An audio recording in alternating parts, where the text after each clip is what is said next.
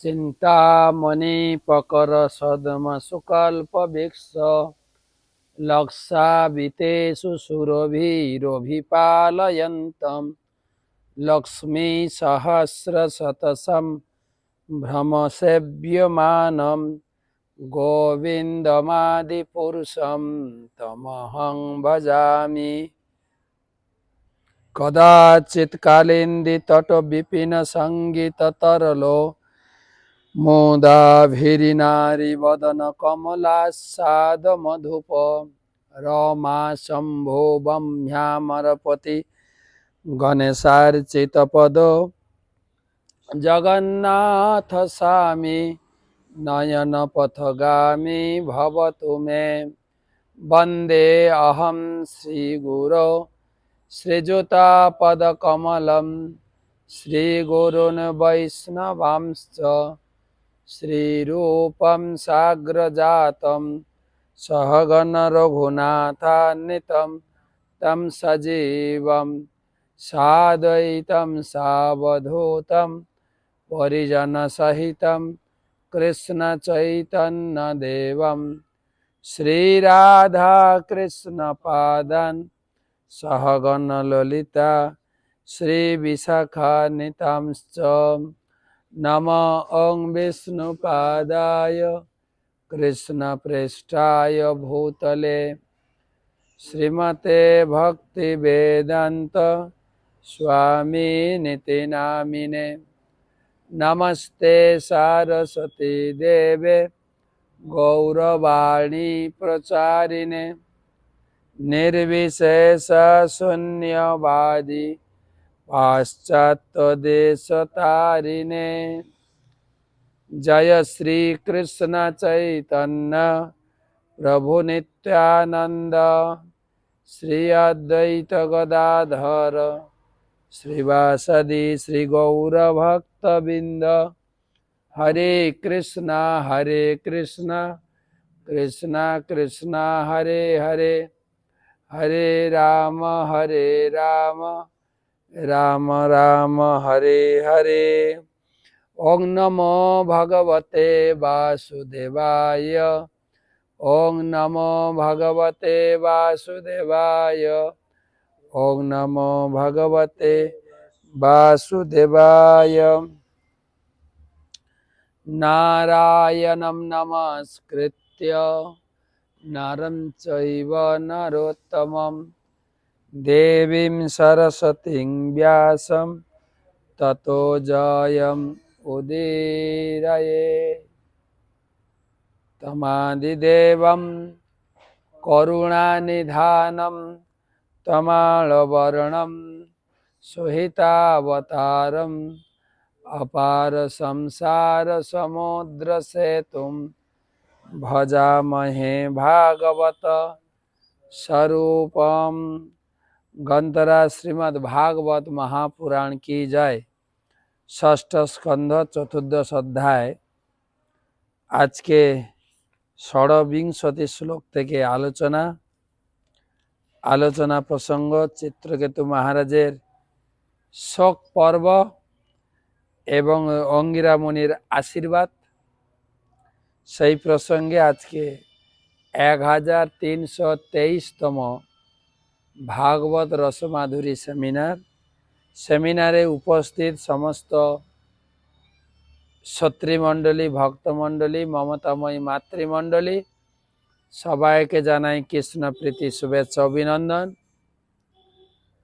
আজকে রবিবাসরীয় talk show সম্ভবপর হচ্ছে না, কেন রথযাত্রা উপলক্ষে আমি এখন ত্রিপুরায় পদ্মমুখ প্রভু মায়াপুর টিভি সব ছড়িয়ে ছিটিয়ে আছি, তো সেই জন্য সম্ভব হচ্ছে না।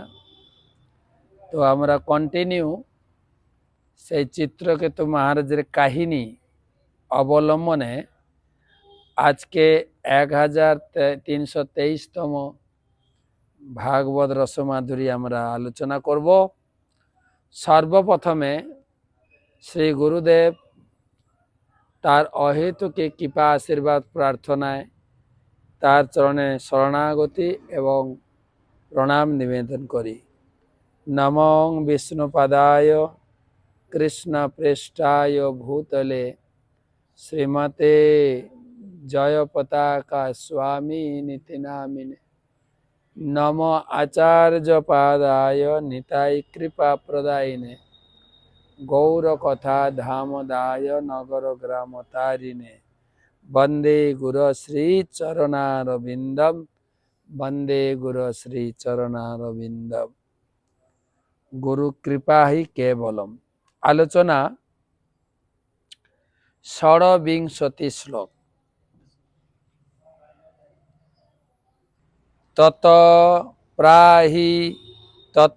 পাহি মহাভাগ পূর্বৈ সহ গতম তম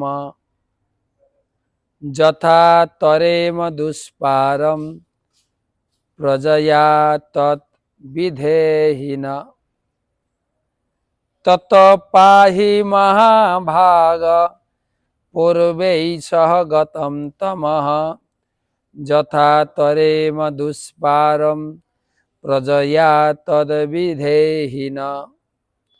অনুবাদ: হে মহর্ষি, যাতে আমি পুত্র লাভ করে আমার পূর্বপুরুষগণ সহ অন্ধকার নরক থেকে উদ্ধার পেতে পারি, সেই উপায় নির্ধারণ করুন। গতকালকের প্রসঙ্গক্রমে আমরা শুনছিলাম চিত্রকেতু মহারাজ অপুত্রক বলে দুটো উদাহরণ দিয়ে বুঝিয়েছেন যে ক্ষুধা তৃষ্ণায় কাতর ব্যক্তিকে মালা চন্দন দিয়ে সজ্জিত করলে যেরকম সে সুখী হয় না, আর স্বর্গের দেবতাদের অভিলষিত সাম্রাজ্য পেয়েও যে সুখী হতে পারে না, ঠিক সেরকম আমার এই দুঃখের কারণ হচ্ছে আমি অপুত্রক। আমাকে আপনি অনুগ্রহ করুন। আর আমি নিশ্চিত যে আজকের আপনার এই আগমন এ ভগবানের যোজনা। ভগবান যখন কারোর উপরে কৃপা করেন, তার বাড়িতে অতিথি এসে পৌঁছায়। কালকে একজন প্রশ্ন করেছিলেন যে মহারাজ, আপনি অতিথি সেবা করতে বলছেন, আমি তো সেবা করতে চাই, কিন্তু আমরা যেহেতু প্রসাদ ভোজি, তা আমাদের গৃহে আত্মীয় স্বজন আসতে চায় না, কেননা আমরা তাদেরকে আমিষ খাওয়াই না।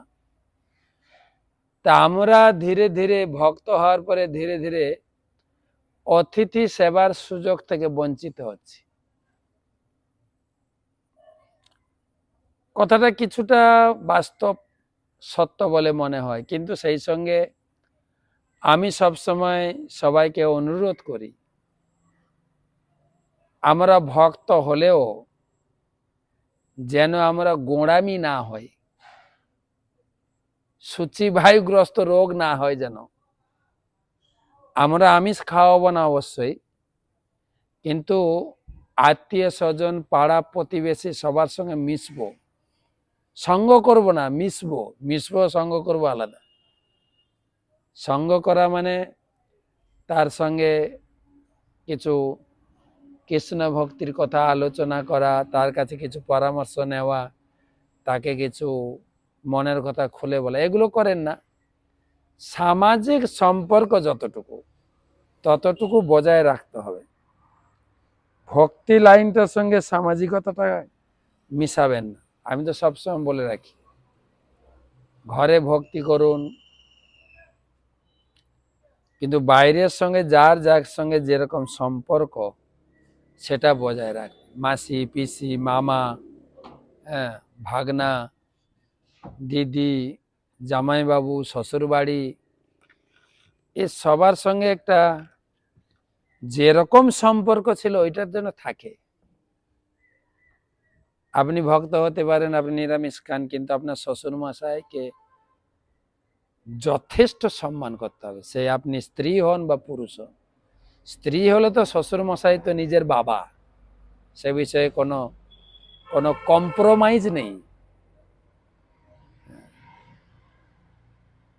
এই সম্পর্কটা যদি বজায় রাখেন, এবং আপনি হয়তো আমিষ রান্না করবেন না, হয়তো না আমিষ রান্না করবেন না, আমি আপনাকে অনুমতিও দিচ্ছি না, বা আমিষ খাওয়াবেন না, কিন্তু এমনভাবে আতিথ্য যত্ন করুন।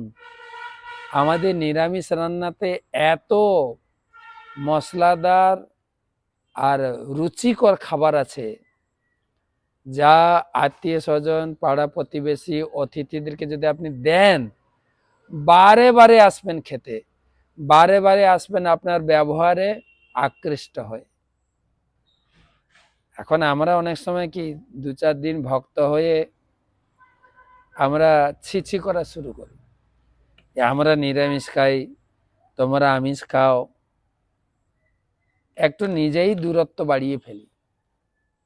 তোমার হাতে জল খাবো না, তোমার হাতে ছোঁয়া খাবো না, একটু মানে কনজারভেটিভ ইংরেজিতে বলে, বেশি বেশি করে ফেলি। স্বাভাবিক থাকেন, ভক্তিটা ঘরে করেন। আমি তো প্রায় বলি, কালকেও একজনকে বললাম যে আপনি এমনকি ব্যবসা করবেন প্যান্ট শার্ট পরে, তিলক পরে, তিলক না পরে স্বাভাবিক, এবং ব্যবসার সময় আপনি একদম স্বাভাবিক লোকের মতো থাকবেন, দাদা বৌদি মাসি মাতাজি হরে কৃষ্ণ। আপনি দোকানে বসে জব করবেন, তিলক করবেন, টিকি রাখবেন, বাচ্চাদের টিকি রাখছেন কেন, কিসের জন্য, দরকার নেই। একদম স্বাভাবিক থাকেন এবং অন্তরটাকে ধীরে ধীরে ধীরে ধীরে কৃষ্ণ ভাবনায় আকৃষ্ট করেন। মহাপ্রভু রঘুনাথ দাস গোস্বামীকে এই নির্দেশাবলী দিয়েছিলেন, চৈতন্য চরিতামৃতে খুঁজে দেখুন। আর রঘুনাথ সেই আচরণ করেছিলেন বাড়িতে, বাধ্য ছেলের মতো একদম। তো অতিথি, গৃহস্থদের অতিথি, প্রভুপাদ বলেছেন ভক্ত অভক্তর কথা তো ছেড়ে দিন, যদি সে শত্রুও হয়। আজকে সকালে পাঠ দিচ্ছিলেন আমাদের ভক্ত জনপ্রিয় প্রভু। ভক্তের কখনো মনে করা উচিত না যে তার কোনো শত্রু আছে বা সেই রকম সে আচরণ করবে, কাউকে শত্রু বলে সে মানবে না। তো সেই জন্য প্রত্যেক গৃহস্থকে এরকম বলবো, আচার আচরণ, সামাজিকতা, পারিবারিকতা সঠিকভাবে নিয়ে চলেন। তারপরে আমার গুরু মহারাজও বলেন, ড্রেনের জল খাওয়া না যেতে পারে, কিন্তু কিন্তু আগুন নেভানোর কাজে লাগবে। আত্মীয় স্বজন, পাড়া প্রতিবেশীদের নিয়েই আমাদের চলতে হবে, তাদের নিয়ে চলুন এবং ভালো ব্যবহার, সুন্দর আতিথ্য, আপনার সামর্থ্য মতো সুন্দরভাবে একটু মিষ্টি কথার দ্বারা আপ্যায়ন করা, যেটা এই ভাগবতের এই অংশ থেকে চিত্রকেতু মহারাজ করেছেন। যে অহোভাগ্য, এটা একটা ভগবানের বিশেষ যোজনা, ভগবানের বিশেষ আশীর্বাদ আমার উপরে। আমার পূর্বজ বা আমার পূর্ব জীবনে আর এই জীবনে পিতা মাতার অনেক আশীর্বাদ, পূর্বজদের অনেক আশীর্বাদ আছে, যার জন্য আপনার মতো মহান ব্যক্তি অতিথি হয়ে আমার রাজ দরবারে উপনীত হয়েছে। হে মহর্ষি, আজকের শ্লোকের অনুবাদ 26, যাতে আমি পুত্র লাভ করে আমার পূর্বপুরুষগণ সহ অন্ধকার নরক থেকে উদ্ধার করতে পারি। দেখেন, অনেকে তো কালকেও তো দিয়েছিলাম যে আমার পুত্র নেই, তার মানে কি আমি উদ্ধার পাবো না? ভাগবতমে যা বলছে আমি সেটুকু একটু সরল করে বলার চেষ্টা করছি। কেউ চ্যালেঞ্জ করেন না। আপনি বললেই হলো, আমার পুত্র নেই তো কি হয়েছে, মেয়ে তো আছে, মেয়ে আমার সবকিছু দেখাশোনা করে।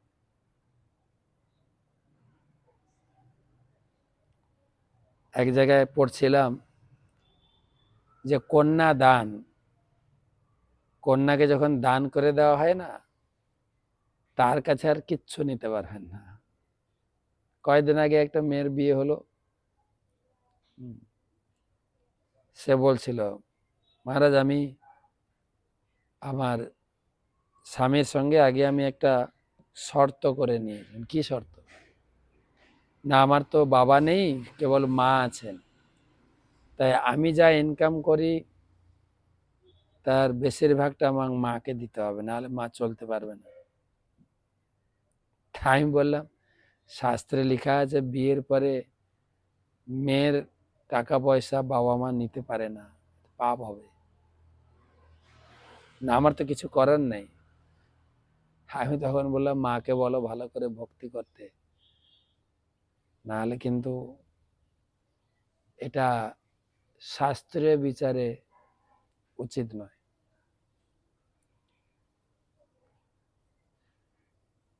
এগুলো আর কে মানছে এখন? কিন্তু চিত্রকেতু মহারাজ নিজে বলছেন। আপনি হয়তো বলবেন, মহারাজ আপনি খুব বড় বড় কথা বলছেন, আপনি সন্ন্যাসী তো। আমি না, আমি বলছি না তো, বলছেন চিত্রকেতু মহারাজ গৃহস্থ, তিনি নিজে বলছেন যে পুত্র যদি আমি না আনি, না জন্ম হয় আমার বাড়িতে, আমি এবং আমার পূর্বপুরুষ তারা উদ্ধার হবে কি করে? পুত্র যখন পিতামাতা বা পূর্বপুরুষদের উদ্দেশ্যে তীর্থে গিয়ে স্নান করার সময় হাতে জল নিয়ে পূর্বপুরুষদের উদ্দেশ্যে অর্পণ করবেন, তখনই হবে মুক্তি। পুত নামক নরক থেকে পিতামাতাকে উদ্ধার করতে সমর্থ, তাই তাকে বলা হয় পুত্র, না হলে তো মূত্র। এখন আমার পুত্র নাই, দয়া করে একটা পুত্র আমাকে ব্যবস্থা করে দিন। প্রভুপাদ বলছেন, বৈদিক সভ্যতায় মানুষ পুত্র উৎপাদন করার জন্য বিবাহ করেন, কারণ পুত্র পিতৃদান পিণ্ডদান করে তার পিতৃপুরুষদের উদ্ধার করেন। মহারাজ চিত্রকেতু পুত্র লাভের বাসনা করেছিলেন, যাতে তার পিতৃপুরুষেরা অন্ধকার নরক থেকে উদ্ধার পেতে পারেন। শুধু তার নিজের জন্যই নয়, তার পূর্বপুরুষদের পরলোকে কে পিণ্ডদান করবে সেই জন্য তিনি অত্যন্ত চিন্তিত ছিলেন। শুধু নিজে নয়, এখন তো নিজের ভোগ সুবিধার চিন্তা করে গুরুজনদের তো সম্মানই করছে না। কালকেটা উল্টো ইউটিউব দেখছিলাম, একটা মেয়ে বিয়ে হয়েছে, অনেকদিন বিবাহ হয়েছে, তো শ্বশুর বাড়ি ছেড়ে ব্যাগটাকে নিয়ে ঘরে বাপের বাড়ি চলে এসে। বাবা ছিলেন না, কাকা ছিলেন, দাদা বৌদি ছিলেন। কাকা গেটের কাছে বসছিলেন, আর শ্বশুর বাড়ি থেকে জামাই ফোন করে দিয়েছে দাদাকে যে আপনার বোন ঝগড়া করে বাড়ি থেকে বেরিয়ে গেছে আপনার ওখানে। তো দাদা কাকাকে বলে দিয়েছে, তুমি গেটে থাকো, রিনা এলে ঢুকতে দেবে না।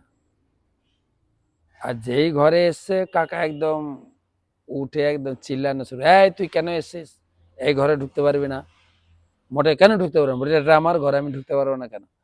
তখন দাদা বৌদি এসছে, দাদা বৌদি বলছে, না তুই ঢুকতে পারবি না, একদম ঢুকতে পারবি না। তখন মেয়েটার রাগ উঠে গেল কাকার উপরে, কাকার উপর বলছে, তুমি বলার কে, এই বাড়িতে আমি ঢুকতে পারবো না পারবো? এই বাড়িতেও তুমি আছো উপযাজক হিসাবে, মানে বাবার বাবার কাকু দুই ভাই ছিল, কাকুর কিছু নেই, বাবার কাছে থাকতো। তো বাবা চলে যাওয়ার পরে বাবার ছেলে মেয়েকে খুব মানুষ করেছে কাকাই। কাকার উপরে যখন উল্টাপাল্টা বলতে শুরু করেছে মেয়েটা, দাদা একদম রেগে হাত উঠিয়েছে মারবে, আর একটা চড় লাগিয়েও দিয়েছে। জানিস কার সম্বন্ধে কি কথা বলছিস? এই আমার কাকু না, এই আমার বাবা, এই আমাদের মানুষ করেছে। আমাদের বাবা ছেড়ে চলে গেছেন, কিন্তু ইনি আমাদের মানুষ করেছে। তো সাহস কি? তো কেন এসছিস সেখানে? তোকে তো বিয়ে দিয়ে দিয়েছে, কেন এসছিস সেখানে?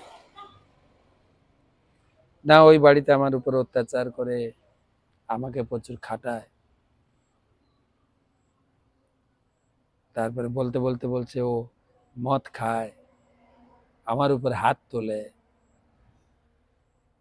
কিন্তু এগুলো ছিল ওর সাজানো নাটক। দাদা তো একদম গরম হয়ে চড়া হয়ে গেছে। আর বলতে বলতেই পিছনে জামাই এসে হাজির। কি জামাই? ও বলছে তুমি নাকি মদ খাও, তুমি নাকি ওর উপর হাত তোলো। তাই বলে না, এগুলো সবটাই মিথ্যা, একদিন আমি ওর উপর হাত তুলিনি। আমি বিড়ি সিগারেট খাই না, মদ খাওয়া তো দূরের কথা। বলে হ্যাঁ আমি এটা জানি তোমাকে, সেই জেনে আমি আমার বোনকে তোমাকে বিয়ে দিয়েছি। তখন বোনের উপরে রেগে চড়াও, কত মিথ্যা কথা বলবি? হ্যাঁ। আর বকতে বকতে একদম গরম হয়ে গেছে। বৌদিও কাকুও তিনজন এক্ষুনি ব্যাগ বাড়ি নিয়ে যা, শ্বশুর বাড়ি যা। আর ওর সামনে জামাইয়ের উপরে চড়াও হয়ে গেল। দাদা তুই কিরকম স্বামী হে, স্ত্রীকে ঘরে রাখতে পারছো না? খবরদার, যখন ও ব্যাপারের বাড়ি যাবে বলে উঠবে না, পাটা ভেঙে দেবে। কিছু দায় হলে আমি বুঝবো। এই ঘরে ওর কোনো ঠাঁই নেই, নিয়ে যাবে কে, যা। বুঝিয়ে সুঝিয়ে বোনকে আবার শ্বশুর বাড়ি পাঠালো। ভালো লাগলো দেখতে, এরকম হওয়া উচিত তো। আর এখন কি হচ্ছে, মেয়ের বাড়ির লোক মেয়েকে উস্কানি দিচ্ছে, যার ফলে ঘর টিকছে না, ঘর টিকছে না। জামাই বলছে যে আমি কত করে ওকে বুঝালাম, অনুরোধ করলাম, ক্ষমা চাইলাম, তাও শুনল না। আমার মা মানে এর শাশুড়ি পদ হাত ঘিরে আটকে রাখলো, বৌমা তুমি যেও না, মাকে ঠেলে ফেলে দিয়েছে। তারপর আরেকজনের নাম বললো, সেও আটকালো, তাকে পিটিয়েছে। যখন এদিক থেকে ধাক্কা খেলো বাপের বাড়ি থেকে, কাকু আর দাদা বৌদি যা দিল, তখনই ও শান্ত হয়ে শ্বশুর বাড়ি গেল। জানতে হবে কিন্তু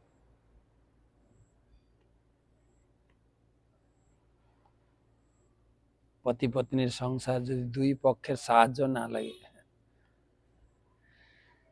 তারপরে ধীরে ধীরে পুত্র সন্তান কন্যা সন্তান লাভ হবে, সংসার ভালো হবে, এবং সংসারের পূর্বজারা তারা উদ্ধার পাবে, তারা শান্তি পাবে। তো পূর্বপুরুষদের পরলোকে পিণ্ডদান করবে, এটা খুব চিন্তিত ছিল।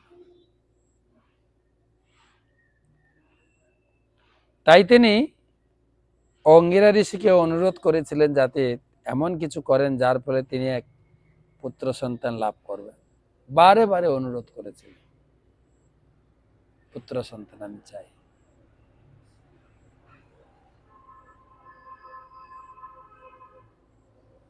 আমি গতকালকে বলেছিলাম দুটো কাহিনী শোনাবো। শ্রীনিবাস আচার্য প্রভু নাম শুনবেন, যাকে বলা হয় মহাপ্রভুর নিজের প্রকাশ। মহাপ্রভু, নিত্যানন্দ প্রভু, অদ্বৈত আচার্য প্রভু, তারা যখন এই ধরাধাম ছেড়ে জগৎ ছেড়ে চলে যান, তারাই তিন স্বরূপে আবির্ভূত হয়েছিলেন। মহাপ্রভু এসেছিলেন শ্রীনিবাস আচার্য প্রভু রূপে, নিত্যানন্দ প্রভু এসেছিলেন নরোত্তম রূপে, অদ্বৈত আচার্য প্রভু এসেছিলেন শ্যামানন্দ প্রভুর। তো শ্রীনিবাস আচার্য প্রভুর জন্মটা কেমন হলো শুনেন। শ্রীনিবাস আচার্য প্রভুর পিতা চৈতন্য দাস, তিনি একবার পুরী গেছেন, মহাপ্রভুকে প্রণাম করেছেন। মহাপ্রভু সঙ্গে সঙ্গে গোবিন্দকে বলছেন, গোবিন্দ তুমি একে জগন্নাথের কাছে নিয়ে যাও, জগন্নাথ এর মনোবাসনা পূর্ণ করবেন। গোবিন্দ বলছেন, প্রভু এ কি বাসনা নিয়ে এসছে? ও বাসনা নিয়ে এসছে আমার যেন পুত্র সন্তান আমি পাই, এর এক পুত্র হবে, তার নাম হবে শ্রীনিবাস, তাকে দিয়ে আমি জগতে গ্রন্থ প্রচার করাবো। আমি গোস্বামীদের দিয়ে গ্রন্থ লিখিয়েছি, এবারে শ্রীনিবাসকে দিয়ে গ্রন্থ প্রচার করাবো। সে অনেক বড় লম্বা কাহিনী। তারপরে পুরী থেকে ফিরে এসে চৈতন্য দাস সোনার মতো এক পুত্র সন্তান লাভ করলেন জগন্নাথের কৃপায়। পুত্রের নাম রাখলেন শ্রীনিবাস। ধীরে ধীরে শ্রীনিবাস আচার্য বড় হলো, দীক্ষা নিলেন। শ্রীনিবাসের সঙ্গে আরো দুইজন যুক্ত হলেন, এই যে অদ্বৈত আচার্য নিত্যানন্দ প্রভুর প্রকাশ, শ্যামানন্দ প্রভু আর নরোত্তম দাস ঠাকুর। তিনজন তিন গুরুদেবের শিষ্য ছিলেন। তিনজনই গেলেন বৃন্দাবনে এই সমস্ত শাস্ত্র গ্রন্থের উপরে কোর্স করার জন্য। কার কাছে? জীব গোস্বামীর কাছে। পড়াশোনা করার পরে জীব গোস্বামী তাদের পাঠালেন, তোমরা যাও গ্রন্থ প্রচার শুরু করো, গ্রন্থ প্রচার। তো সেই গ্রন্থ প্রচার শুরু হলো। পুরো গরু গাড়ি লোড করে বৃন্দাবন থেকে গোস্বামীরা আশীর্বাদ দিত। এই গ্রন্থ প্রচারের জন্য বড় যজ্ঞ অনুষ্ঠান হয়েছিল। সমস্ত বৃন্দাবনের সন্ন্যাসী বাবাজিরা এসেছিলেন, এই তিনজনকে পুরো আশীর্বাদ করলেন যে তোমরা যাও গ্রন্থ প্রচার করো, এই সমস্ত গ্রন্থ নিয়ে প্রচার। তো সেই তিনজন গ্রন্থ নিয়ে গরুর গাড়িতে করে, তখনকার দিনে ছিল মোগল শাসন, মুসলিম শাসন, অনেক কষ্টে সেই উত্তরপ্রদেশ বৃন্দাবন থেকে হাঁটতে হাঁটতে, গরু গাড়িতে মানে হাঁটা নয় কি, বাংলায় পৌঁছালেন। বেশি রাস্তা না, তো 1500 কিলোমিটার রাস্তা। যখন বাংলায় পৌঁছালেন বাঁকুড়াতে, তখন বাঁকুড়া বনবিষ্ণুপুরের রাজা ছিলেন হিন্দু রাজা বীর হাম্বির, কিন্তু দস্যু, সবার লুট করে, ধন সম্পদ অপহরণ করে, খুন করে। সেই দস্যু রাজার রাজত্বে যখন পৌঁছালেন, রাজার একজন গণককার ছিল, জ্যোতিষ ছিল, সঙ্গে সঙ্গে বললেন, মহারাজ আপনার রাজ্যে তিনজন সাধু ব্যক্তি আসছেন অনেক ধন সম্পদ নিয়ে। তখন রাজা বললেন যে ঠিক আছে, সেই ব্যক্তিদেরকে কোনো কিছু ক্ষতি না করে তোমরা তাদের ধন সম্পদ হরণ করো। তো তারা রাত্রে যেখানে নিবাস করছিলেন একটা গ্রামে, তারা যখন গভীর রাত্রে গভীর নিদ্রায় আচ্ছন্ন, তখন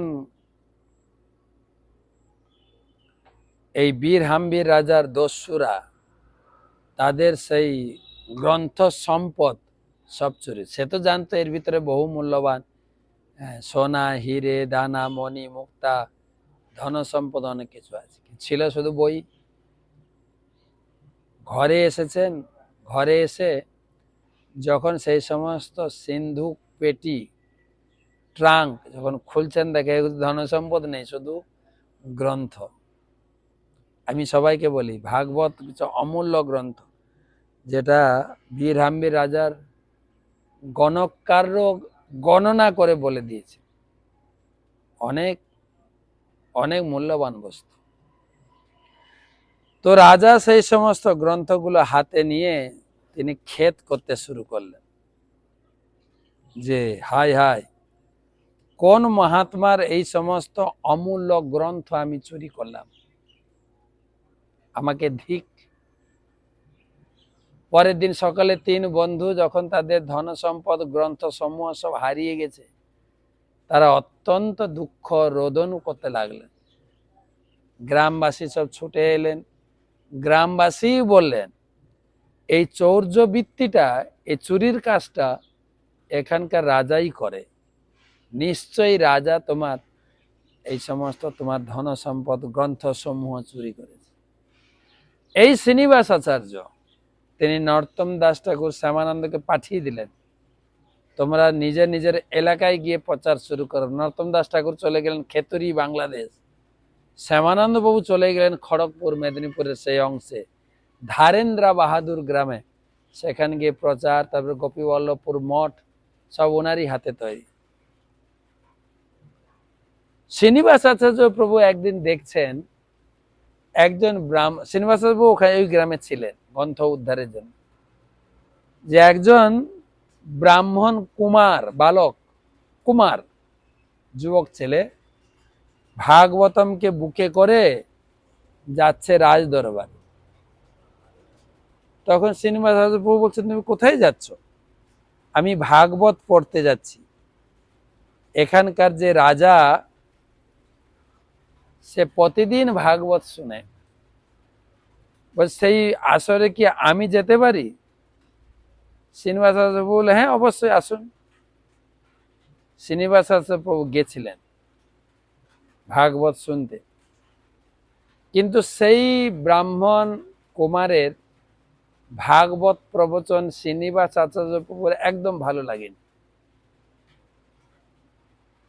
তিনি নিজেকে খুব বিরক্ত বোধ করেছিলেন, এবং তার আশেপাশে লোকেরাও সেই শ্রীনিবাস আচার্যের বিরক্তিতে তাদেরও ভাগবত শোনার বিঘ্ন ঘটছিল। তারা রাজার কাছে প্রতিবাদ করে, অভিযোগ করে। তখন রাজা পাঠের শেষে তাকে ডেকেছিলেন। শ্রীনিবাস আচার্য প্রভুর সৌম্য মূর্তি দর্শন করে রাজা একদম হতচকিত হয়ে গেছে। এ কোন ব্যক্তিত্ব, যার সুদর্শন চেহারা, শরীরে দিব্য জ্যোতি এবং কৃষ্ণ ভাবনায় পূর্ণ তার আঁখি যুগল, সুনাসা, সবকিছু তার শারীরিক সুগঠন দর্শন করে, তাকে দর্শন করেই রাজা পবিত্র হয়ে গেছিলেন। অত্যন্ত বিনয় ভাবে জিজ্ঞাসা করেছিলেন, আপনার নামে কিছু অভিযোগ এসছে, আপনি কি এখানকার ভাগবত পাঠ শুনে আপনার নিশ্চয়ই মনোপুত হয়নি?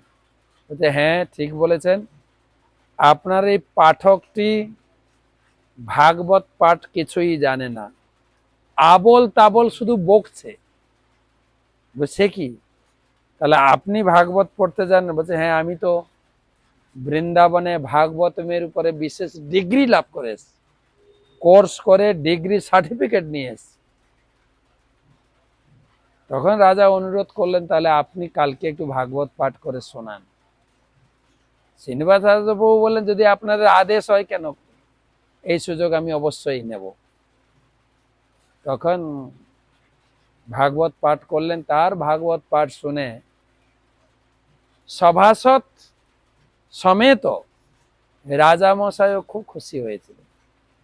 রাজা তাকে অতিরিক্ত সম্মান প্রদর্শনের জন্য রাজদরবারের গৃহে অন্দরমহলে নিয়ে গেলেন। তাকে সিংহাসনে বসিয়ে তাকে পূজা এবং তার অভ্যর্থনা তিনি প্রদান করলেন, এবং অনুনয় বিনয় করে বললেন, আমার গৃহে কিছু মূল্যবান গ্রন্থ আছে, যেগুলো আমার মনে হয় আমি এই গ্রন্থের মর্যাদা দিতে পারবো না, আপনি এগুলো নিয়ে যান। যেই গ্রন্থ দেখিয়েছেন, তখন বলছেন, এই গ্রন্থ তো আমারই গ্রন্থ, আপনারা চুরি করেছেন। রাজা নিজেকে অত্যন্ত নিজ মনে করে অত্যন্ত কাতরভাবে তার চরণে প্রণাম করে ক্ষমা চাইলেন এবং বললেন, আপনি আমাকে দীক্ষা দিয়ে উদ্ধার করুন। কেন কারো চরণে অপরাধ হলে দুটো, অপরাধ মুক্ত হওয়ার দুটো উপায়। একটা হচ্ছে তাকে পিতা বলে স্বীকার করে, নাহলে গুরু। গুরু বা পিতা মাতা সন্তানের কোনো অপরাধ নেন। তো শ্রীনিবাসবাবু তাকে দীক্ষা দিয়েছিলেন। বীর হাম্বির থেকে তার নাম হলো চৈতন্য দাস। চৈতন্য দাস তখন গুরুদেবের চরণে বললেন, গুরুদেব আপনি দীক্ষা দিয়েছেন, কিভাবে আপনার সেবা করতে পারে আপনি মার্গদর্শন করুন। গুরুদেবের কাছে দীক্ষা নেওয়াটি যথেষ্ট নয়, শিক্ষা নিতে হবে। তো কিভাবে ভক্তি করব, কিভাবে ঠাকুর পূজা করব, কিভাবে আমাদের স্বামী স্ত্রী মেলামেশা করব, এ সব কিছু শিখতে হবে গুরুদেবের কাছ থেকে। গুরুদেব তখন বললেন, ঠিক আছে, তোমার কাছে একটা সেবা আমি আশা করি, তোমার রাজ্যে যত গণককার আছে, যারা লেখক আছে, সবাইকে নিয়ে আসো, আমার এই গ্রন্থগুলোকে কপি করো। তখন প্রেস ছিল না, কপি হলো আর গ্রন্থ বিতরণ হতে শুরু হলো। সেই শ্রীনিবাস আচার্য প্রভুকে জগন্নাথের কৃপায় চৈতন্য দাস পুত্র রূপে লাভ করেছিল। প্রসঙ্গ ক্রমে এলো বলে বললাম, ভগবানের কৃপা লাগে পুত্র প্রাপ্তি হতে গেলে। আপনার জয়দেবের স্ত্রী, জয়দেব যে কবি জয়দেব, তার স্ত্রী হচ্ছে পদ্মাবতী। তার বাবা ছিলেন ব্রাহ্মণ, নামটা আমার মনে নেই, পড়েছিলাম। তাদের কোনো সন্তান ছিল না। তারাও গেছিল জগন্নাথের কাছে গিয়ে বলছেন, প্রভু একটা সন্তান দিন আমাকে, পুত্র হোক কন্যা হোক, যা আমি পাবো আপনার সেবায় নিবেদন করি। শুধু খালি আমি এই পুত্রহীনা বন্ধা নাম থেকে আমি মুক্ত হতে চাইছি। আমাদের গ্রাম বলে আটকোড়া, যার কোনো সন্তান নেই, তার মুখ দেখতে নেই। তা আমি এই দুর্ভাগা থেকে আমি একটু মুক্ত হতে চাই, যে কোনো আমি একটা সন্তান দিই না। তো তিনি পদ্মাবতীকে কন্যা রূপে প্রাপ্ত হয়েছিলেন। এবং যেহেতু তার প্রতিশ্রুতি ছিল, যাকেই আমি সন্তান রূপে পাবো আপনার সেবায় উৎসর্গ করাবো। মেয়ে যখন বড় হল, মেয়েকে নিয়ে পুরীতে গেছেন, হে প্রভু আপনার কৃপায় আমি কন্যা রত্ন পেয়েছি, এই কন্যা এখন উপযুক্ত বয়ক্রমা বিবাহ যোগ্য হয়েছে, আমি এখন আপনার সেবায় নিয়োজিত করছি, আপনার কাছে আমি প্রতিশ্রুতিবদ্ধ, আমার কর্তব্য আমি পালন করেছি, লালন পালন করেছি, এখন আপনি একে সেবায় নিয়োজিত করুন। জগন্নাথ তখন স্বপ্নে বললেন, না, তুমি একে নিয়ে যাও, জয়দেবের সঙ্গে বিবাহ দাও। জয়দেব আমাদের মন্দিরের পাশে আছে। আর জয়দেবের কাছে গিয়ে বললেন, মেয়েকে নিয়ে গেছে, যে প্রভু জয়দেব আমার এই কন্যা পদ্মাবতীকে তুমি বিবাহ করো। সে কি, আমি তো বিবাহ করব না, আমি নিজে কোথায় থাকি কোথায় খাই ঠিক নেই। তখন সেই ব্রাহ্মণ জগন্নাথের স্বপ্নের কথা বলল, এটা আমার কথা নয়, আমার ইচ্ছা নয়, বা আমার কোনো পরিকল্পনা নয়, এটা ভগবানেরই ইচ্ছা, তুমি একে পত্নী রূপে স্বীকার করো। তাকে পত্নী, ভগবানের ইচ্ছা ক্রমে তিনি গ্রহণ করেছিলেন। তারপরে জানেন, সেই পদ্মাবতী কৃষ্ণের দর্শন পেয়েছিলেন না, যখন জয়দেব তিনি কবিতা লিখছিলেন, তখন একটা জায়গায় লিখতে গিয়ে তিনি আটকে যান, যেখানে কৃষ্ণের উপরে রাধারানী মান করেছেন। কৃষ্ণ গিয়ে রাধারানীর কাছে ক্ষমা চাইছেন এবং তার চরণ নিয়ে মাথায় দেবেন, দেহি পদপল্লব মুদারম। জয়দেব একটু কিন্তুতে পড়ে গেলেন, এটা লিখবো কি করে, এটা আমি উপলব্ধি করছি, দেখতে পাচ্ছি, অন্তর্দ্রষ্টা ছিলেন জয়দেব, দর্শনও করছিলেন, কিন্তু লিখবেন কি করে, এই বিভ্রান্তিতে তিনি লেখা ফেলে দিয়ে কাগজ পেন কালির দোয়াত রেখে দিয়ে বললেন স্ত্রীকে, পদ্মাবতী আমি স্নান করতে যাব, তুমি আমার গামছাটা দাও। গামছা নিয়ে স্নান করতে গেছেন, সঙ্গে সঙ্গে ভগবান কৃষ্ণ জয়দেবের রূপ ধরে এসে বলছেন, পদ্মাবতী, শ্লোকটা আমি ভুলে গেছিলাম, মনে পড়েছে, তুমি খাতাটা দাও তো লিখি। লিখেছেন, দিয়ে খেতে বসেছেন। পদ্মাবতী তাকে খেতে দিয়েছেন। খেয়ে দিয়ে যখন তাকে বলছে, প্রভু তুমি বিশ্রাম করো, বিশ্রাম করেছেন, তখন পদ্মাবতী খেতে বসেছেন। পতিব্রতা স্ত্রী হচ্ছে স্বামীর পরে খাবেন। আর যখন খেতে বসেছেন তো অরিজিনাল জয়দেব আসছে। জয়দেব দেখে স্ত্রী বসে খাচ্ছে। জয়দেব তো অনেকটা অবাক হয়ে গেলেন, সে কি, আজকে তুমি নিয়ম লঙ্ঘন করলে, স্বামীর খাওয়ার আগে তুমি খাচ্ছ। পদ্মাবতী তো অবাক, সে কি, আমি কোনো ভুল করলাম? তুমি তো এইমাত্র খেয়ে গেলে। বলে আমি খেয়ে গেলাম? বলছে হ্যাঁ, তুমি বললে যে পদ্মাবতী আমার শ্লোকটা মনে পড়েছে, আমি লিখি, পেন কাগজ দাও, তারপর তুমি আমি খেতে দিলাম, তারপরে তুমি ঘরে গেলে বিশ্রাম করতে, তারপরে আমি খেতে বসেছি। জয়দেব তখন চিন্তা করে, দেখাও তো খাতাপত্রটা। খাতায় দেখে যেটা তিনি লিখতে ইতস্তত বোধ করেছিল ওটা লেখা আছে। তখন জয়দেব বুঝতে পারলেন যে কৃষ্ণ স্বয়ং এসে লিখে গেছে। তখন পত্নীকে জড়িয়ে ধরেছেন, পদ্মাবতী তুমি কত ভাগ্যবতী, স্বয়ং কৃষ্ণ তোমার স্বামীর রূপ ধরে এসে তোমার হাতে খেয়ে গেছেন, আর আমার যেটা অসমাপ্ত লেখা সমাপ্ত করে গেছে। তুমি অত্যন্ত ভাগ্যবান, ভগবান কৃষ্ণের উচ্ছিষ্ট এখন তুমি গ্রহণ করছো, ধন্য ধন্য তুমি। সেই পদ্মাবতীকেও জগন্নাথের কৃপায় কন্যা রূপে লাভ করেছিলেন। আর চৈতন্য দাসও ভগবানের কৃপায় পুত্র রূপে লাভ করেছিলেন, শ্রীনিবাস আচার্য রূপে। এ ভগবানের দান, ভগবানের দান। তাই আপনি কৃপা করুন, নিশ্চয়ই ভগবান আমার এই শোক নিরসন করে আমাকে একটা পুত্র দেবেন। পরে শিশুক বাচ ইত্যর্থিত স ভগবান কৃপালো ব্রহ্মণ সুত স্রপ ইত্যা চরুং ত্রাষ্ট্রম তষ্টারমজ যদ বিভু। ইত্যর্থিত স ভগবান কৃপালো ব্রহ্মণ সুত স্রপ ইত্যা চরুং ত্রাষ্ট্রম তষ্টারযৎ বিভু।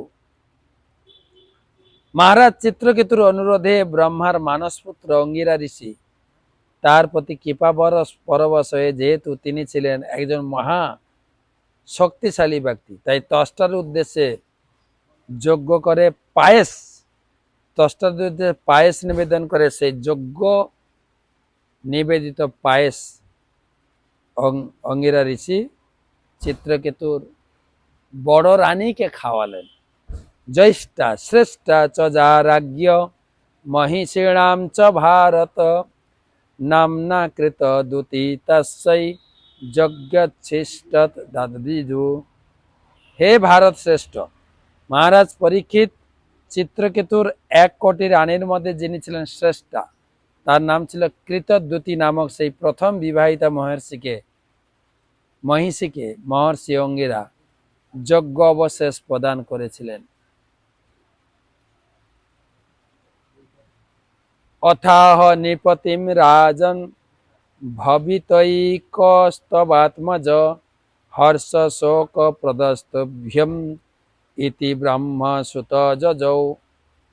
তারপর মহর্ষি অঙ্গিরা রাজাকে বলেছিলেন, হে মহারাজন, এখন তুমি একটি পুত্র লাভ করবে যে তোমার হর্ষ শোক উভয়ের কারণ হবে। এই কথা বলে চিত্রকেতু উত্তরের অপেক্ষা না করে সেই ঋষি প্রস্থান করেছিলেন। তোমার পুত্র হবে অবশ্যই, পুত্রের নাম হবে হর্ষ শোক, প্রথমে হর্ষ পরে শোক হবে। এই বলে হয়তো চিত্রকেতু মহারাজ জিজ্ঞেস করতে পারি, এই আবার কেমন নাম হর্ষ শোক?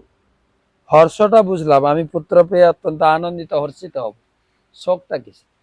এইটা যেন না জিজ্ঞেস করতে পারে তার আগেই মনি সেই রাজ্য প্রাসাদ ত্যাগ করে চলে গেলেন। প্রভুপাদ লিখেছেন যে পুত্র প্রাপ্তি হব এই আনন্দে এত অভিভূত হয়েছেন, যেখানে চিত্রকেতু মহারাজ পরের কথাটা শুনতেই পাননি। আবার বলছে যদিও শুনতে পেয়েও থাকে, পরে শোক হবে, হয়তো বা ছেলে বাধ্য হবে না, অবাধ্য হয়ে যাবে, হ্যাঁ, এসব পরে দেখা যাবে, কমপক্ষে একটু পুত্র তো পাবো, কমপক্ষে অপুত্র নাম থেকে তো আমি মুক্ত হব। সেই জন্য তিনি প্রবাদ বলেছেন, বাংলায় একটা কথা আছে, নেই মামা থেকে কানা মামা ভালো। সেই জন্য রাজা চিত্রকেতু মহারাজের কথায় খুব প্রসন্ন হয়েছে। কর্থ পুত্রেণ জাতেন যৌন বিদ্যান ন ধার্মিক কাণেন চক্ষুষা কিংবা চক্ষু পীড়ইবে কেবল। চাণক্য পণ্ডিত বলে, যে পুত্র ভক্ত নয়, বিদ্যান নয়, সে পুত্র রেখে লাভ নেই। যেরকম চোখ যদি অন্ধ হয়, চোখ যদি কানা হয়, সেই কানা চোখ কেবল শরীরের যন্ত্রণা ছাড়ার কিছু।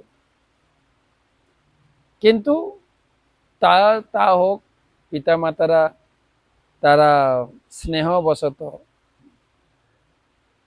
যাই পাওয়া যায় পুত্র তাকে নিয়ে খুশি থাকে। সাপি তৎপ্রাসনাদেব চিত্রকেতর ধারয়ত গর্ভম কৃত দুতির দেবী কৃত্তিকাগ্নে রাবাত্মজম। কৃত্তিকা দেবী যেমন অগ্নির কাছে থেকে মহাদেবের বীর্য গ্রহণ করে স্কন্দ নামক পুত্রকে প্রাপ্ত হয়েছিলেন। কৃত্তিকা দেবী মানে পার্বতী। পার্বতী যেরকম মহাদেবের বীর্য ধারণ করে তিনি গর্ভবতী হয়েছিলেন, গর্ভ থেকে তিনি কার্তিকেয়কে পুত্র লাভ করেছিলেন, ঠিক সেই রকম কৃতদূতীও তিনি অঙ্গিরা মুনির যজ্ঞ অবশিষ্ট পায়েসকে তার গর্ভ ধীরে ধীরে চন্দ্রের মতো বর্ধিত হচ্ছিল। চন্দ্র যেরকম প্রতিপদ থেকে ধীরে ধীরে পূর্ণিমা মাত্র পূর্ণ চন্দ্র, ঠিক সেই রকম কৃতদূতীয় গর্ভবতী হয়েছিলেন। এরপরে আমরা কালকে আলোচনা করব।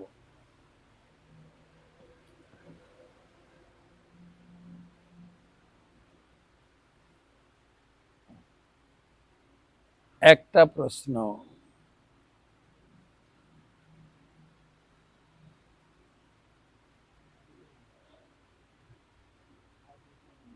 প্রশ্ন করেছেন